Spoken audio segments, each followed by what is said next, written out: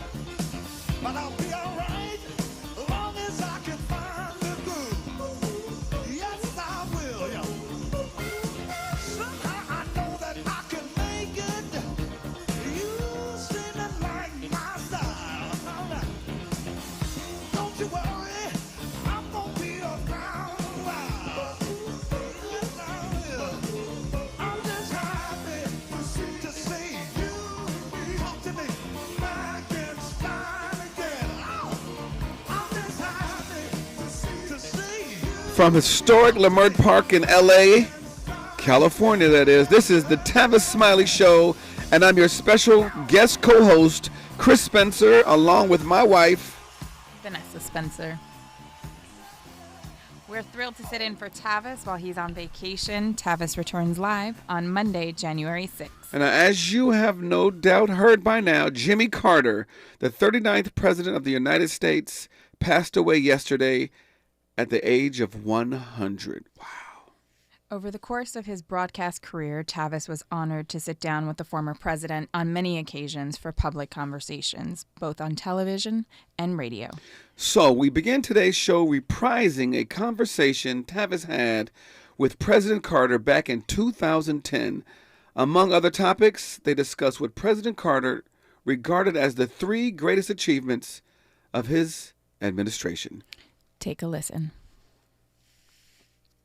What's your sense of the future of our relationship with China? Because this imbalance in so many ways seems to be becoming more critical. Tavis, for more than 12 years, I and the Carter Center have had a contract with the government of China, surprisingly, to promote democracy in the little villages of China. There are over 600,000 of those villages. They have absolutely pure, open, honest, completed democratic elections for the little villages. That you've monitored? We monitor those, yes. And we have a website that has more than 1 million hits every day as Chinese go to our website to see what's going on concerning democracy in China. So we have a very close relationship with China. I think that China in the future is going to increase their influence both in the economic world and also in the political world. We have programs now in 73 countries in the world, and nowhere can you go in Africa, in South America, or anywhere else that you don't see the rapidly increasing influence of China in the governments of those small countries.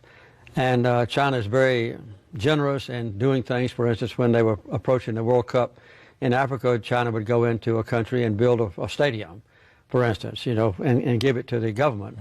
And of course, what China is trying to do is to cement its access to iron and coal and oil and different materials that they'll need in the future for the rapidly growing economy of China. So I think that it's very good for us to have as good relationships as possible between the United States of America and China to maintain stability in the world. And I don't think there's any doubt that the diplomatic relations that I formed with China has helped to stabilize the Western Pacific. You said something that might confuse people who have not followed China as closely as you have and I have and have not been there, which is that China is a communist country, communist leadership. Yes. But you just said democratic elections in these provinces Little all China, across the in little villages. Exactly. Shortly after we normalized relations, Deng Xiaoping, the leader that I mentioned already, he ordained through changes in government that the little villages would have democratic elections. The little villages are not part of the Communist Party system. The Communist Party starts at the big city, they call it townships, counties, and provinces, those three levels. And the provinces they send to the National Assembly. So the little villages are outside the Communist Party system. And so he wanted them to have their own governments, and he wanted them to have an honest election. There have been various kinds of leaders in China. Some have wanted to see this democratic system move up into the Communist Party system at lower levels of it. Other leaders have been very conservative on doing that. And Hu Jintao, the president leader, I'd say is one of the most conservative ones. There's a new group of Chinese leaders, some of whom we know quite well already, who are going to take over in a year or so. And we don't know yet what they'll have as their policy concerning increased political democracy. Of course, as you know, they have a completely open, democratic, free enterprise system. That's what makes them so formidable Exactly. in the global economy. It's fascinating, though, because we have, until you go there, as you've been there many times, more than I have, and see these numbers, we have 300 million Americans, 300 million of us, 1.5 billion Chinese people, which raises the question, which I was debating every day, of whether or not our way of doing business, that is to say, the democratic way we do it, necessarily fits their model, their citizenry, their struggle. I was involved in the beginning of the breakdown of the Soviet Union, and they had a disaster, both in the economy and also in politics. And China has been very cautious. They decided to move with open and free enterprise system, trade, commerce, moving around, competing in business and that sort of thing. Almost free enterprise. But they decided to keep tight control by the Communist Party over the political system. And I think in the future it's inevitable that China is going to have to liberalize their democratic system. As you probably noticed, 23 of the top Chinese leaders, some of them out of office now, wrote a letter to Hu Jintao recently condemning the Chinese government for tightening up on free speech. And so that's a kind of a burgeoning sort of effort in China to be more open. Fascinating to hear Jimmy Carter's take on China back in 2010 and to juxtapose that against where we are now regarding our relationship with China in the Biden era and what is to come, whoever is elected president next on November 5th. When we come forward, more of my conversation with Jimmy Carter from 2010, this particular conversation, I've had many, honored to have had many, but when we come forward, you'll hear Jimmy Carter sound off on what he believes, at least, were the three greatest achievements of his administration. From Leimert Park with love, this is Tavis Smiley.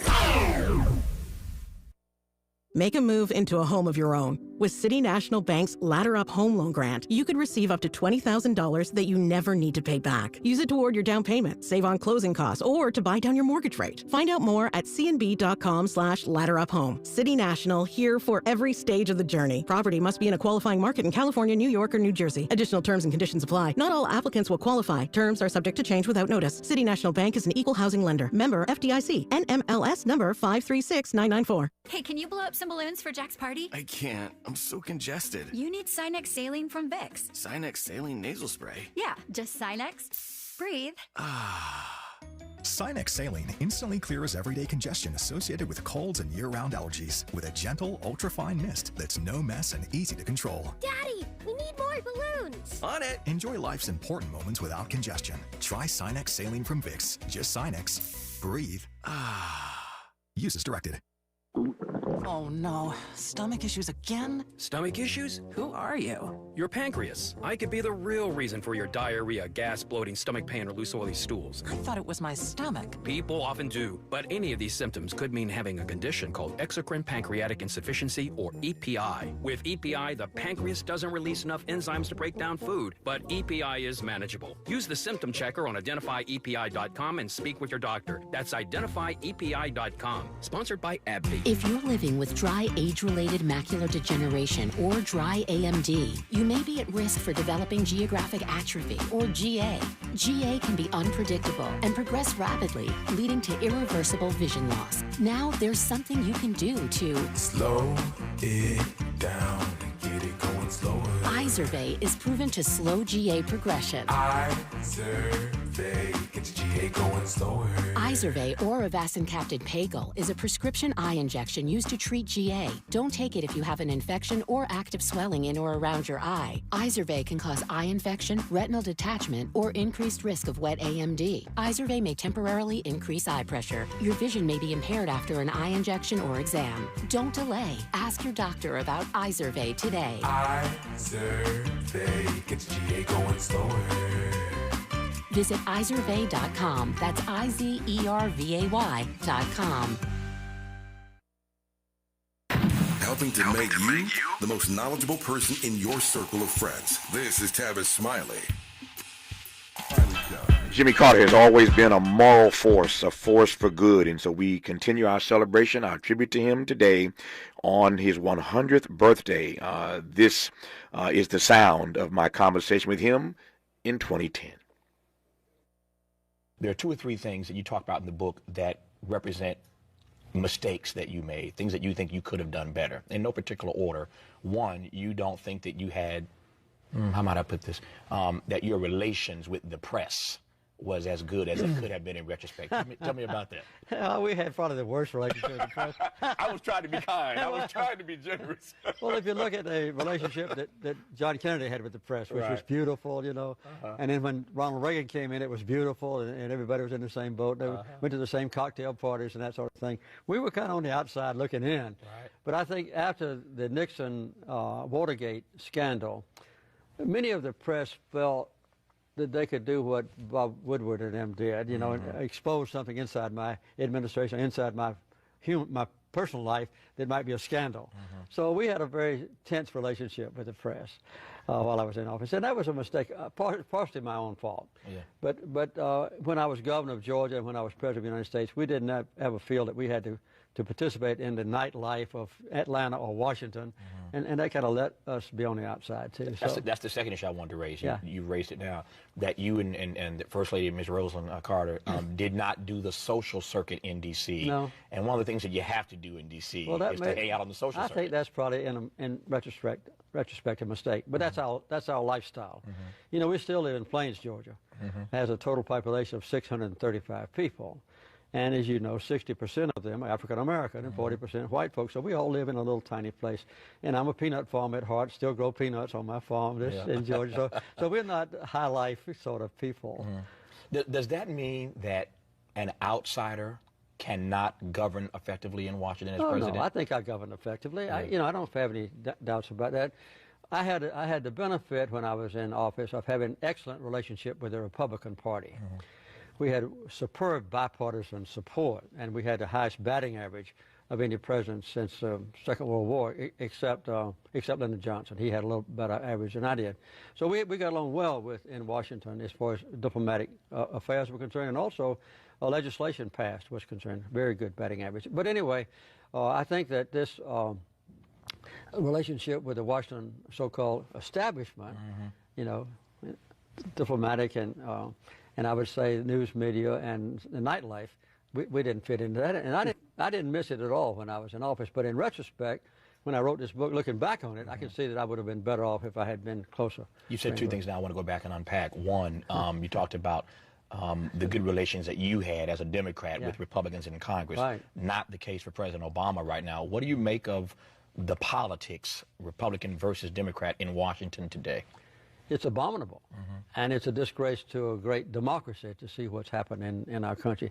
The main reason for that has been the enormous infusion of high quantities of money to campaigns, governors, Congress, President, and the U.S. Senate. And now, with the new stupid Supreme Court ruling, secret money can come in on an unlimited level from corporations. Nobody knows where it comes from. And that distorts the political situation in our country tremendously. And most of that money is spent on negative advertising. That is tearing down the character and reputation of your opponent. And it works. Although most American people say we don't like negative advertising, it works. And so by the time the election's over, states are divided up, red and blue states, and when people get to Washington, the successful ones, the Democrats despise the Republicans and vice versa. And Obama has suffered more than any other president has ever suffered in history in not having any support from the other side, even though when he puts forward something that's an idea that the Republicans put forward 2 years ago, when he puts it forward, they won't support it. So he's only got 2 or 3 votes at the most, as you know, for some of his most controversial and also some of his most well-advised proposals. Many of us were disturbed by that Supreme Court ruling you referenced a moment ago. I say that in terms of full disclosure because I've talked about it publicly. I was disturbed by that. You call that ruling, I think you called it stupid? It is. I did. Why do you call it stupid? Because it's a complete transformation or change in what our country has done ever since it was founded. That is to try to put some restraint on the massive infusion of money into the political campaign, and also to have those who do make the contributions legally identified. They can make it secret now. And as you know, in this last few weeks of this campaign, they say hundreds of millions of dollars are pouring in to right-wing Republican candidates from unknown and unidentifiable sources. So that's a complete change. When I ran against Gerald Ford in 1976, he and I used public money. We used a $2 per person checkoff, $26 million total. And when I ran against Ronald Reagan, 4 years later, we did the same thing. And we never dreamed of a negative political campaign ad. You know, we only referred to each other as my distinguished opponent. And there was, if I had characterized Ronald Reagan as being scurrilous or a liar or something like that, which is common now, it would have been devastating to me personally. So we didn't ever think about that. So that's changed the whole political environment in our country. How then do we fix the problem? If the Supreme Court, so at the judicial level, we've got decisions that you call stupid coming out of them about campaign finance reform. The Congress, McCain-Feingold has become a joke and a mockery. Yeah, I know. And with all due respect, President Obama, to your point now, when he ran, initially said he would take matching funds, started raising money like crazy, did a 180 on his own commitment to take public matching funds. So if the executive branch can raise that kind of money, Congress has made a mockery of McCain-Feingold, the Supreme Court is passing stupid decisions. How do we fix this serious issue of campaign finance? Well, the only way to do it is to have public financing of all congressional and presidential campaigns. And I don't think the Republican Congress is going to take place in the future or now would ever approve that, because the Republicans benefit from this enormous sums of money pouring in. The Carter Center monitors elections all over the world, the most troubled elections on earth. We just finished our 80th election recently, and we would not dream of coming in to monitor the election in the United States of America. It wouldn't qualify, because over there we require that there be one central election monitoring organization.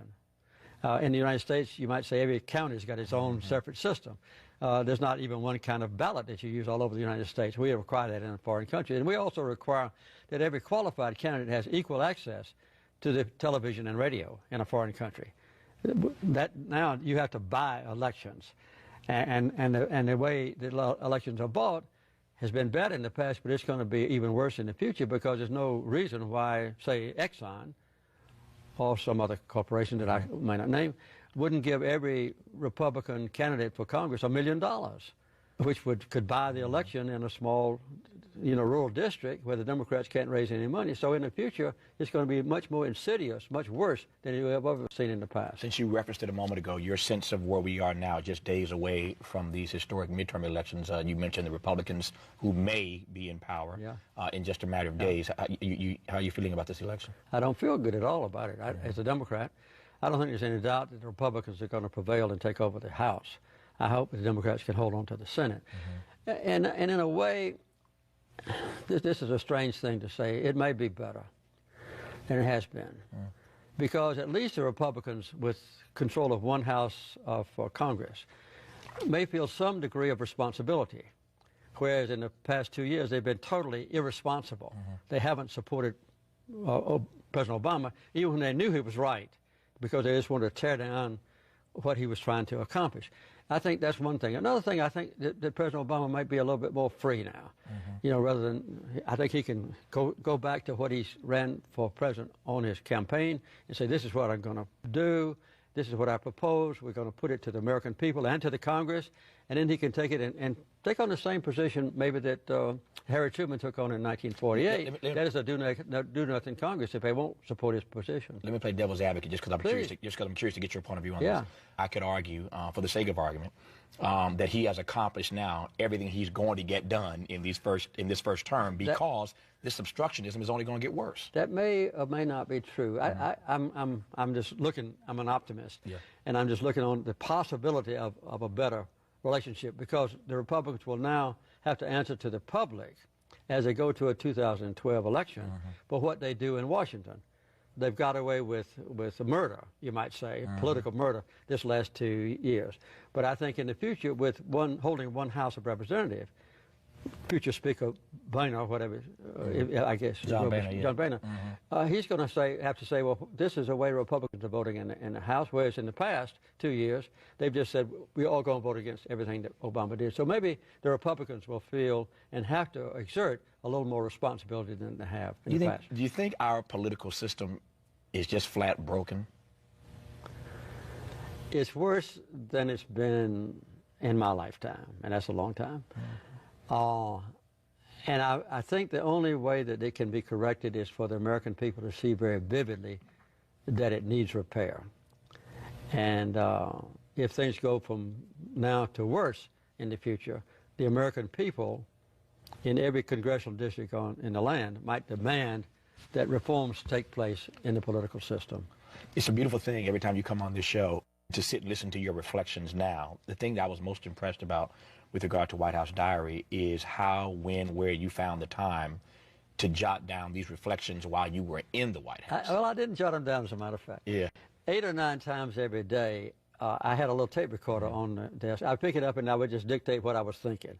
Plans for the future, some disappointments, some successes, what I felt about people that just left my office, with whom I might have had an argument or something like that. Personal things that happened to me and my family, dreams for the future concerning international affairs. And when I filled up a tape, I would just throw the little tape in the outbasket. My secretary in her spare time would type up what I had dictated. And then when I got home to Plains after I left the White House, I was amazed to find I had 5,000 pages of diary notes. So I've gone through those diary notes and I've selected the most interesting and pertinent and I'd say most highly personal items from the diary, and that's what's in the book. And so it's just an insight into what a president felt every day of his life when he was in the White House, experiencing pressures and successes and failures and challenges and that sort of thing. And after about a year, I'm going to make the entire rough draft of the diary, even with typographical errors and everything, available to scholars and to news reporters. So even the stuff that's not in here now, we will eventually get a chance to see? After about a year. Were there things on that tape that on those tapes and in those manuscripts that you thought were just too loaded to put in the book? Too personal, too revealing? I can only think of 2 things in the diary that I'm going to blank out before the scholars see it, and that were some highly personal events in my life that would reflect negatively on people that are still living. But that would be a microscopic portion of the total. So in that regard, was there too much made of the Ted Kennedy comments about the health care issue? You have to remember that the things I dictated about Ted Kennedy was 31 years ago. Exactly. Right on the spot when it actually happened. But, to give him credit, he probably thought he was going to be the next president. He could put his whole plan into effect. By the way, his plan was very costly.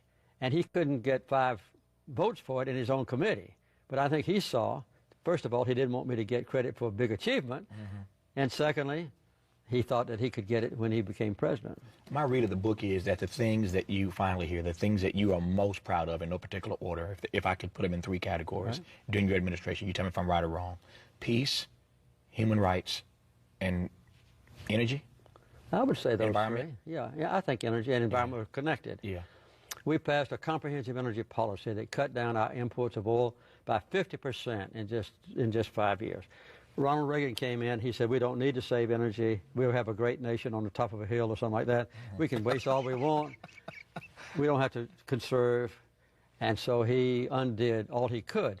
A lot of the things that we passed in energy policy were embedded in law, and they resulted in tremendous reductions in waste of energy in all kinds of things. We also started the use of solar energy and windmills and hydroelectric and that sort of thing. And we've faltered with that. Now China has taken over. China is the #1 producer of advanced windmills and photovoltaic cells and so forth. But had the energy policy not been abandoned, we wouldn't be in the bad shape we are now. But yes, you're right, Peace. We had tremendous challenges to my administration and to the United States when I was in the White House. But we were lucky, I say lucky enough, and I think maybe used good enough judgment not to start a war.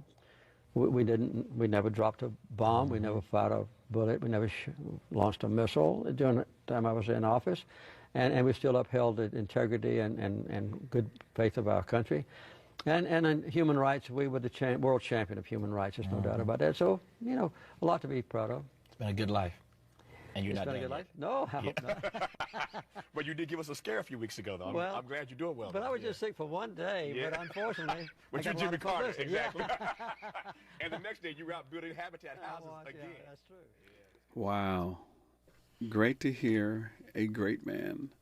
Yeah, I mean, that's what decency sounds like. And, you know, people can say what they want about Biden, and he does have his flaws, but he's a decent human being. Absolutely. And as was Jimmy Carter. And I think as we're poised to witness another transition of power in this country and on the precipice of what feels already like another chaotic administration from the man who's coming into the White House, I think we have to hold on to moments like this from, you know, presidents who had a future forward thinking and who were truly people of service, who took the oath of office to serve all Americans and to build a nation. And not just while he was president, but they say some of his greatest achievements, even applauded by Republicans, are what he did after. Oh, absolutely. Absolutely. Yeah. You know, I know that Republicans love to claim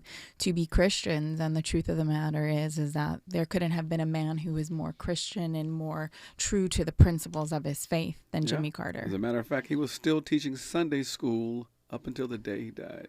I mean, that is who he and his wife were, and that's Rosalind. Really, really a beautiful love story, and a beautiful love story of humanity and the way in which he upheld it. So may he rest in eternal peace.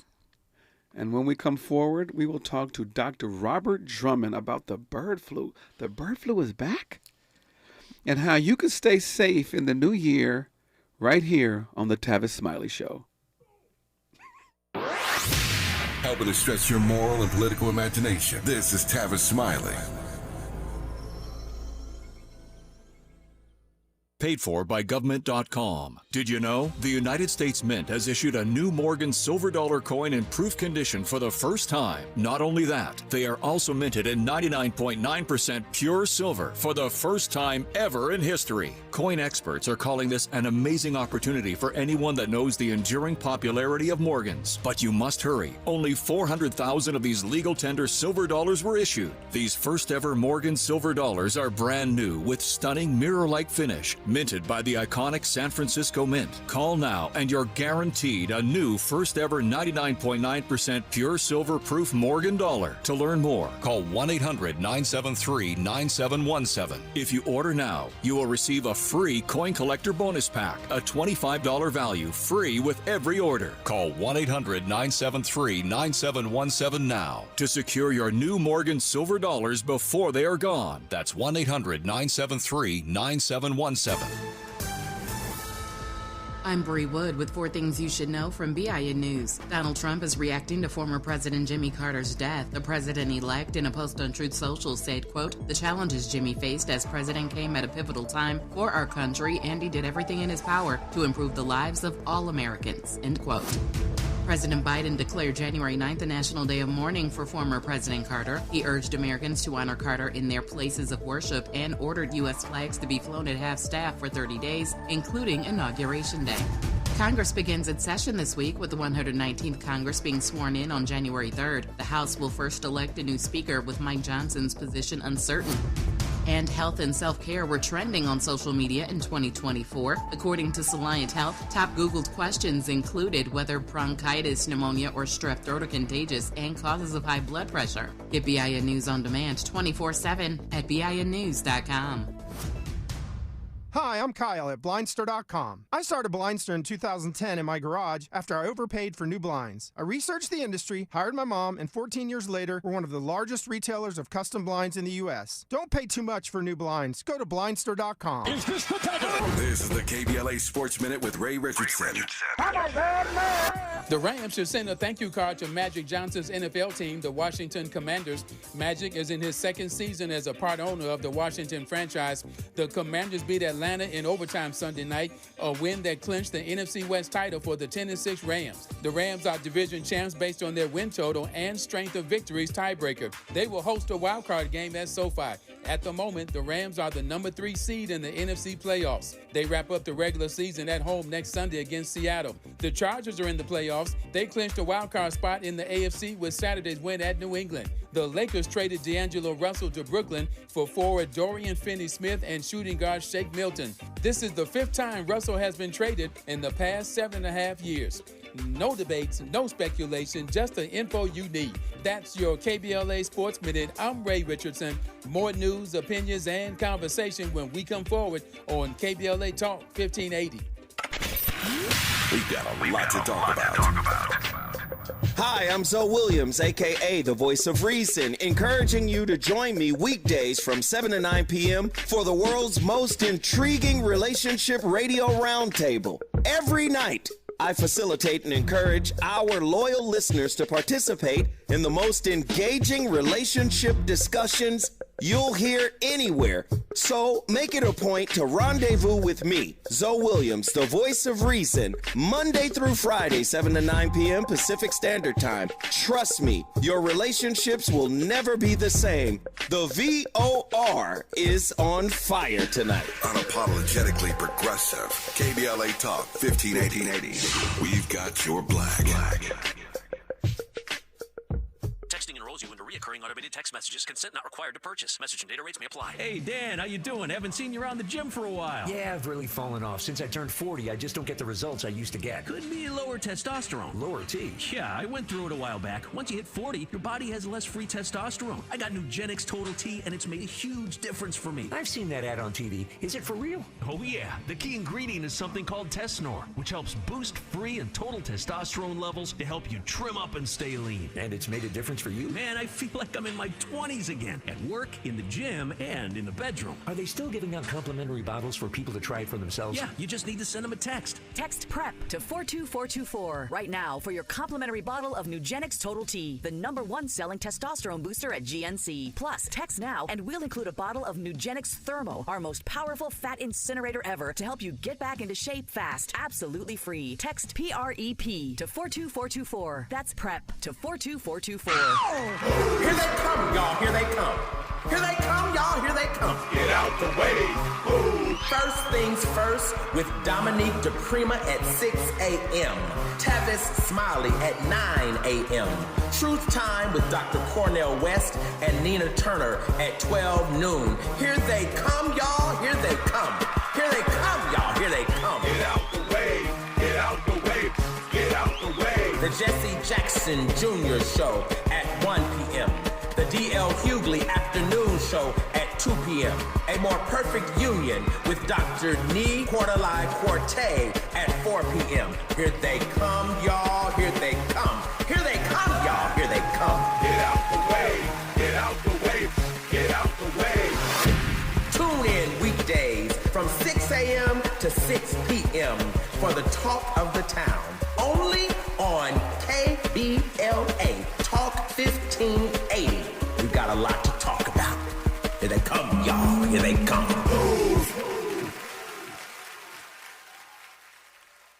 Made fresh daily in the Mert Park, Los Angeles, California. You're listening to Tavis Smiley.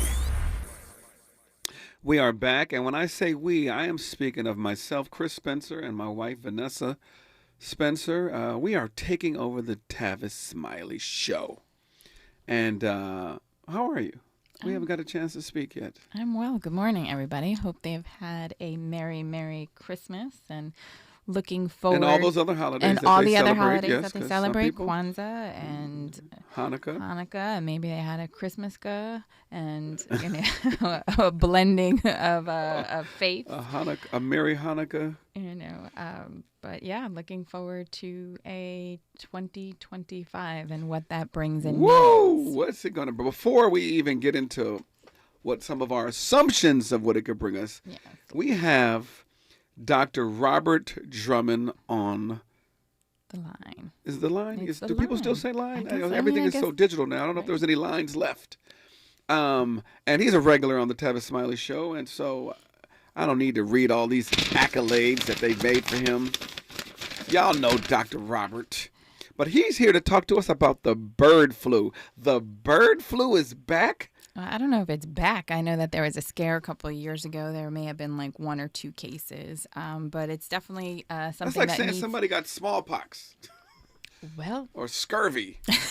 Bird flu. I thought it was done. I thought we killed all the birds that gave the flu.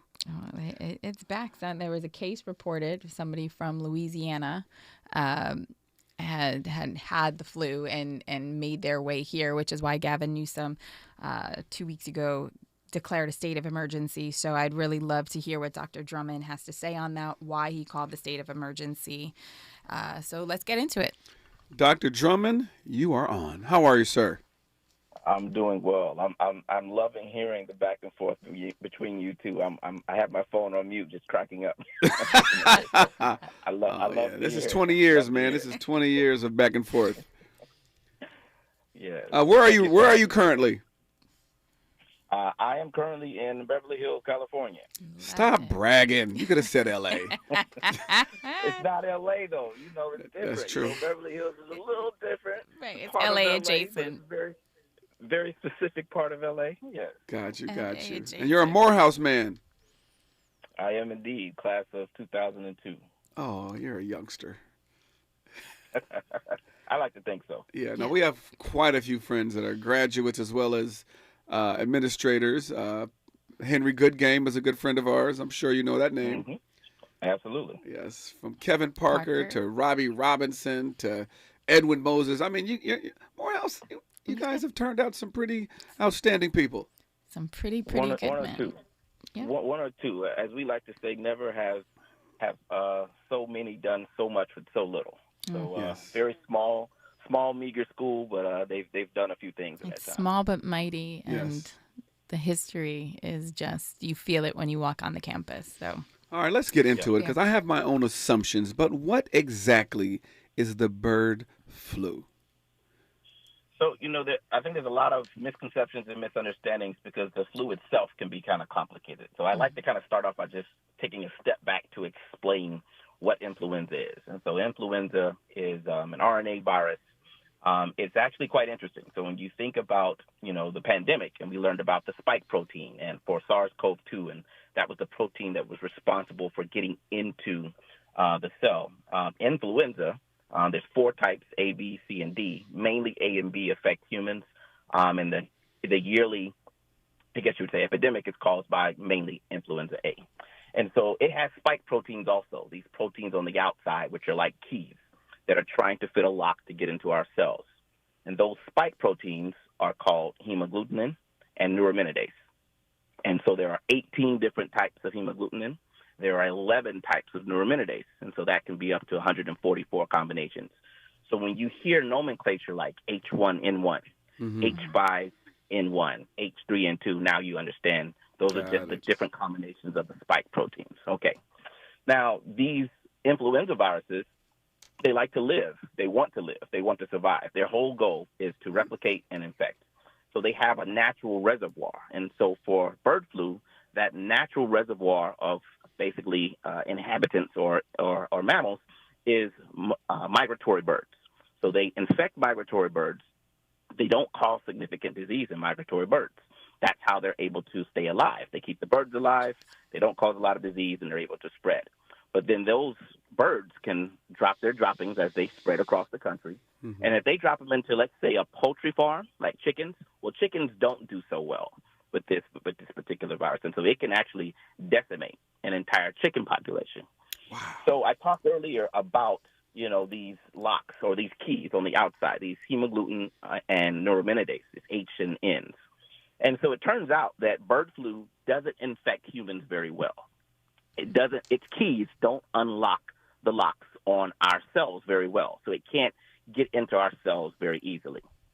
But when it does, it can be devastating. And so in history, there's really only been about 900 cases of humans being documented infected with bird flu since we saw it kind of come about since the 90s. The problem is over half of those individuals died. Mm-hmm. So you're talking about a virus that when it gains the ability to infect human beings, it has over a 50% mortality rate. So when you start to see these, and specifically we're talking about H5N1 bird flu, when you see it start to poke its head and you have one positive case, well, what you don't want to happen is for that one virus to mix with other viruses and do what's called have these mutations that are gain of function, gains the ability to more easily infect humans. Because if that happens, this goes from being a small scare to an actual potential pandemic. So is that Governor Newsom? I was going to say, no, I'm sorry to cut you off. I was going to ask, is that why Gavin called a state of emergency because of this mutation that doctors have started to notice in the reason that what you do when you call a state of emergency as a governor, what you do is you cut through red tape. Mm-hmm. You open up a set of funds that are very easily available. So should there become an outbreak, mm-hmm. they can very easily grab those funds and allocate those resources in order to control it. And so it's not that I like to always say to Brother Smiley, it's not that the sky is falling. We're not in panic mode. It's just you want to err on the side of caution, mm-hmm. declare that state of emergency, make those funds available just to stay a step ahead of things in case something happens. We were always a step behind with SARS-CoV-2. Mm-hmm. So in this scenario, he just wants to be a step ahead should anything actually happen and should you start to see an outbreak. Now, can I ask you, is the bird flu transmittable the same way that, let's say, the regular flu or COVID was? So not at all. And so that goes into those locks and keys that I was talking about. And so what you found in regards to transmissibility, right? How easy is it to spread? Let's say we're talking about SARS-CoV-2 and COVID-19. It had a very, very high transmissibility. Mm-hmm. I mean, you're talking about almost as high as measles. It was very, very, very high, meaning it very easily infected multiple other people, especially as the pandemic continued and you started to get the Delta virus, et cetera, or the Delta variant. And so influenza, just say the natural influenza, and we're talking about influenza A, specifically H1N1 and H3N2, they can infect pretty easily human cells. Not as easily as SARS-CoV-2, but they can still have a pretty high infectivity. Bird flu does not. Bird flu, H5N1, it just does not very easily or readily infect human cells. And so that's our big saving grace.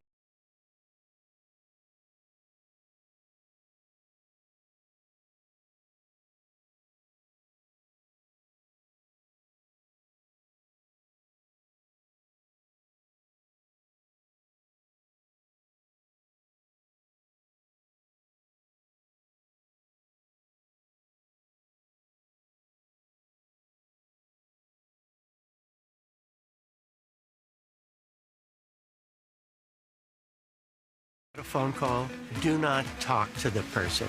These people are well trained. Don't talk to them. They don't know me. They're just trying to scam me. Don't be fooled. Hang up. Just hang up. Never give out your Medicare number. They're going to get your number to put in a false claim.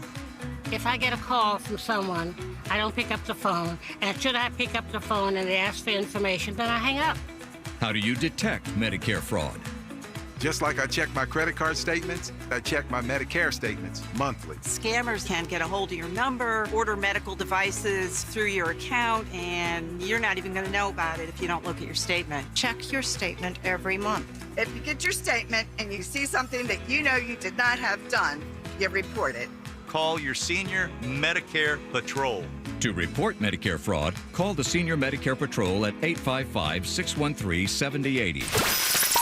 Somebody bring out the confetti, baby! Starting Monday, January 6th, KBLA Talk 1580 has a new midday lineup. I'm excited! Are you ready for Tavis Smiley, Dr. Cornell West, Jesse Jackson Jr., D.L. Hughley, and E. Quarterly Corte back-to-back? Oh my God! Are you really ready for all this smoke? I'm ready, brother. Yes, we still have Dominique DePrima in the mornings and Zoe Williams in the evenings, but middays just got lit on KBLA Talk 1580. We on fire. All across America, people are talking about our new midday lineup. Starting Monday, January 6th, our KBLA 1580 app downloads are on fire because everybody's going to be tuning in. Yes, I love you guys. You are the bomb. Now would be a good time to hit up SMB at KBLA1580.com if you want folks to hear about your business or brand. That's SMB at KBLA1580.com. It's going up in 2025 on KBLA Talk 1580. It's going up. That's what I want. KBLA Talk 1580. We've got a lot to talk about.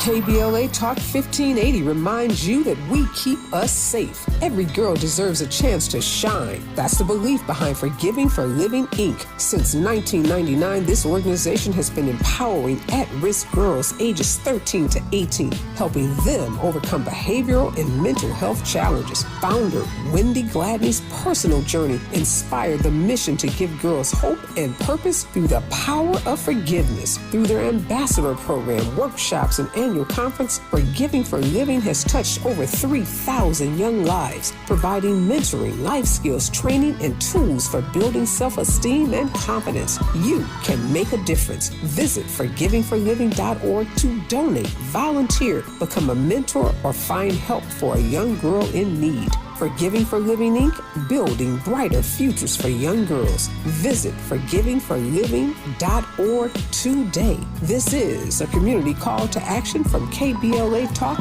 1580. Let's get back to more of this rich dialogue with Tavis Smiley. Rich dialogue it is. Chris Spencer and Vanessa Spencer returning with our conversation with Dr. Robert Drummond about the bird flu. So, Dr. Drummond, what's the impact that the bird flu can have, in particular on children?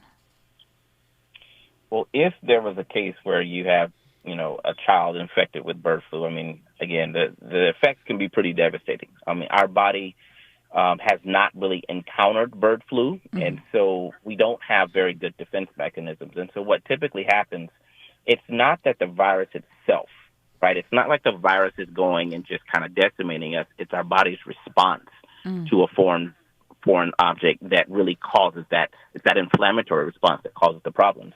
And so you can think of it as a hyper-inflammatory response. And that's usually what happens when we encounter a pathogen that we've never seen before. Our body may hyper-respond to it. And so in that scenario, if a child were to come in contact with bird flu, it could be pretty devastating. As I've mentioned, this thing carries about, over time, it's been about 50% mortality rate.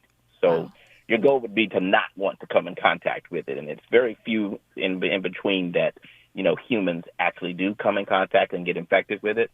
But that's that one particular type of influenza A, which is the bird flu. I think a bigger concern would be just, understanding the other types of influenza A and how they've kind of, basically been revved up since the pandemic has really ended. And they're back in circulation, and they are reminding us that they still exist. So does a regular influenza vaccine have any benefits to, let's say, helping one's body stave off, such a devastating impact on bird flu if somebody should become infected?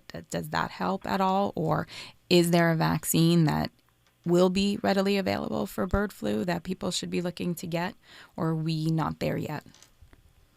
So that's a great question. Absolutely great question. And so it turns out, so the first answer is no. So the yearly vaccine, especially this year, it kind of goes back and forth between a quadrivalent or trivalent vaccine. So this year, for this season, 2024 to 2025 flu season, the current circulating vaccines, there are 9 approved vaccines from various companies, and they vary based on, the age of the individual, et cetera. But they are trivalent in that they protect against specifically influenza A, specifically H3N2, H1N1, and then influenza B, Victoria lineage. And so those are the 3 types of, I guess you would say, variants of influenza that the current trivalent vaccine protects you against.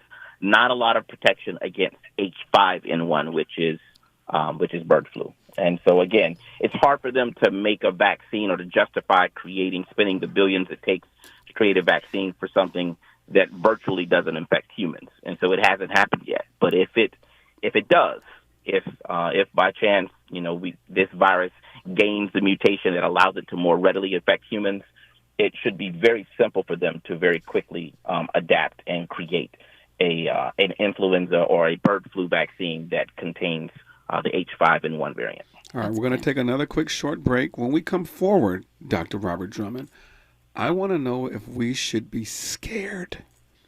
All right? I want to know if we should be scared. So, you guys, when we come forward, more Dr. Robert Drummond. This is Chris Spencer and Vanessa Spencer on the Tavis Smiley Show. This is getting good. Yeah, man. Tavis Smiley continues when we come forward.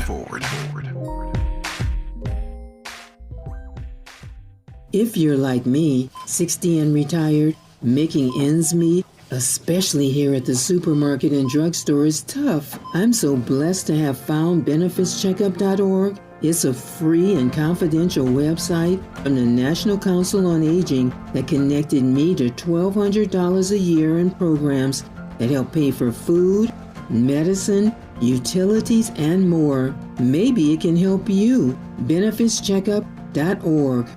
You know where you want to go in life, and City National Bank can help. City National knows the dedication it takes to build your vision for the future into a reality, and our team is here for you. We have a wide range of options to help, from personal savings accounts to interest-bearing money market savings accounts and more, all designed to help you get where you want to go. City National, here for every stage of the journey. Learn more at cnb.com. City National Bank is a subsidiary of Royal Bank of Canada, member FDIC. KBLA Talk 1580. We've got a lot to talk about. KBLA Talk 1580, connecting you with services and solutions. The Los Angeles Regional Food Bank is on a mission to fight hunger and provide nutritious food to those in need across our community. They partner with federal, state, and local programs advocating for better policies and funding for critical hunger relief programs like Cal Fresh, the Emergency Food Assistance Program, and the Child and Adult Care Food Program. The food bank works with coalitions and local representatives to make sure hunger is addressed in every district of LA County. They also run nutrition education campaigns, raise hunger awareness, and source nutritious food for distribution, all while supporting regulations that allow food pantries to operate safely. Want to help? Visit lafoodbank.org or call 323-234-3030 to volunteer or find a food bank near you. Together, we can ensure that no one goes hungry in Los Angeles County. This is a community call to action from KBLA Talk 1580. Add confidence to every holiday adventure and get it done with a rugged and capable Chevy truck or SUV. Now during Red Tag, get 0% APR financing for 36 months on select Chevy models when you finance with GM Financial. Chevrolet. Together, let's drive. Offer available on all 2025 Equinox and 2024 Equinox EV, Blazer EV, and Silverado EV models. Monthly payment is $27.78 for every $1,000 you finance. Example down payment is 26.8%. Must finance with GM Financial. Some customers may not qualify. Not available with lease and some other offers. Take new retail delivery by 1/2/25. Sometimes he fails at fitting in, but we're okay with that. You're inside the Tavis Smiley Show. Chris and Vanessa Spencer on the Tavis Smiley Show, continuing our conversation with Dr. Robert Drummond. And when we last left, I asked, should we be scared? So I'm never an alarmist. I like to be a realist when it comes to all my patients. And in regards to bird flu, I would say no. We shouldn't be scared. The sky is falling. This is not anywhere near on the verge of becoming a pandemic. The virus still has a very, very difficult time infecting human beings. And so it's one of the things that we as scientists and physicians and physician scientists are always cautious about, we're thinking about, and there's always research going on right now to understand it, to understand better potential treatments, et cetera.